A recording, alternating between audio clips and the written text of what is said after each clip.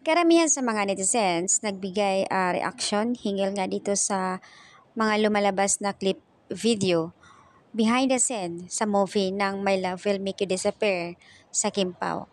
Na ayon sa kanila, sana wag mo na ilabas yung ibang mga behind the scene para kumbaga ma-excitement kapag pinapanood sa sinihan. Kasi nga, ang daming na-excited, yung iba naman kasi na parang seconds lang, hindi nga umabot na siguro sa excited nila, pero payo ng karamihan na wag na sana muna ilabas yung iba. Dahil kapag nakikita na, syempre, hindi na nila mapapanood. So, yung gusto nila talaga para sa mga kimpaw. Hindi kasi maiwasan sa tipping nila, lalo na may mga fan na andoon or mga ibang netizens na nakapanood sa kanila habang sila ay nagtitiping.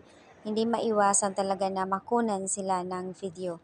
Pero payo nga ng karamihan na sana wag muna. So ito yung comment. Please, wag mo na kayong magpo-post ng mga ganyan eksena nila. Wait lang muna natin sa sinihan, please.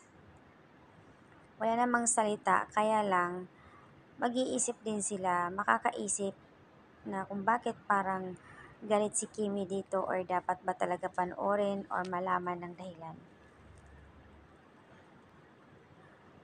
Real acting for Kimi in the scene. Siguro nga, napakaganda kasi kaya na-excited yung iba.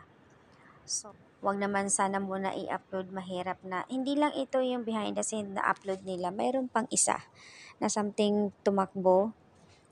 Si Paulo na something tumakbo or hinahabol niya si Kimi.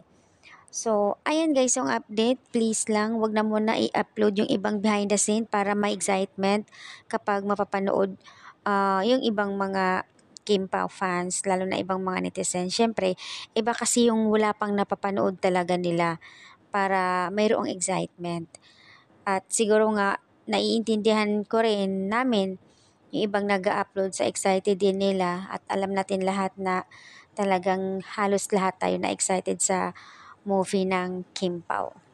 So, ayan guys yung update at sorry naman yung nag-upload na hindi na maulit. Excited lang daw siya sa Kim Pao. Pero ito ay fan daw siya ng Kim Pao.